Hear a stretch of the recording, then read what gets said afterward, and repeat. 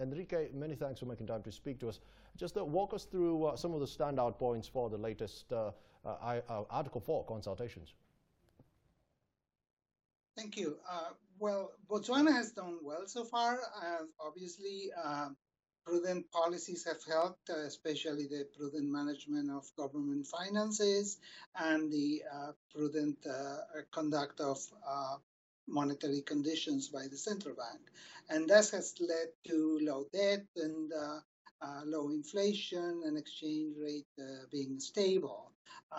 Having said that, the development model has relied so far on diamonds primarily and the expansion of the public sector. And lately, we have noticed that there has been a slowdown in growth and that perhaps growth potential is also compromised, which calls for new thinking in terms of how the development model should be structured. We focus on three main areas. First, the government should try to make business more attractive. For that to happen, there's a need to remove some regulations, strengthen the skills of the workforce, and ensure that there's more competition in certain areas of the economy. Second, they need to diversify the economy into areas with potential. And in Botswana, beef and tourism are sectors that have significant potential.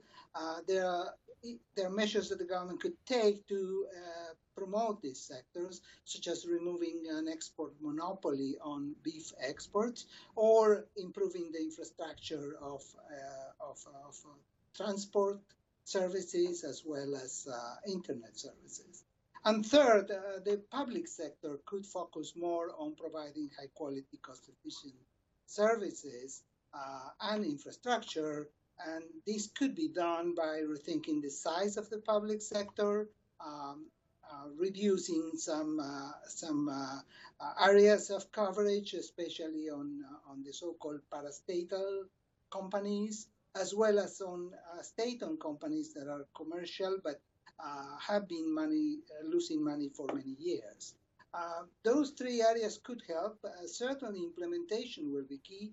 And for that to happen, the authorities need to announce concrete plans, timetables, and ensure that there is high-level monitoring over time.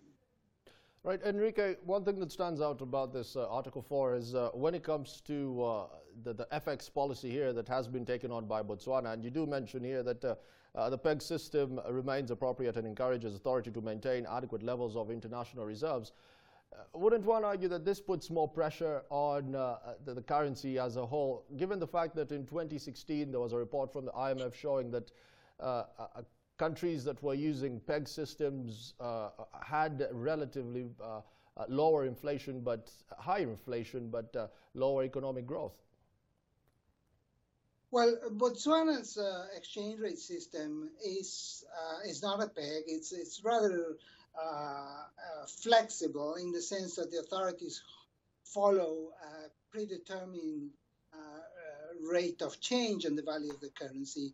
And what they try to do is to adjust that rate of change based on economic conditions and future developments. So that policy has been quite successful, in fact, because it not only have kept inflation low, but also have kept the value of the pula stable.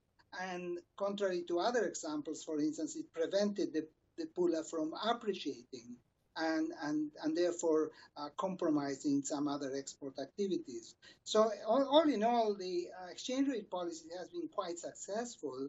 At the same time, the authorities have accumulated foreign exchange reserves basically to save for future investments and future generations.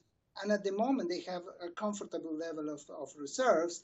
We estimated that the adequate level of reserves could be about 18% of GDP, but in fact, Botswana now has 42% of GDP. And that's a good cushion for future possible problems or just to enable future investments and benefit future generations.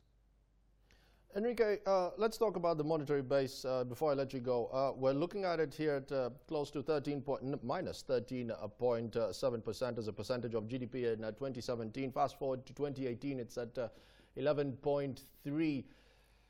With all the headwinds that the country is seeing, dwindling prices, at least on the diamond side, and a lot of headwinds from the global markets, shouldn't the central bank be embarking maybe on a contractionary monetary policy as a whole? Not yet. Inflation has been quite low, 3.1% on an annual basis in July. The economy is still recovering from a low level of growth last year of 2.4%.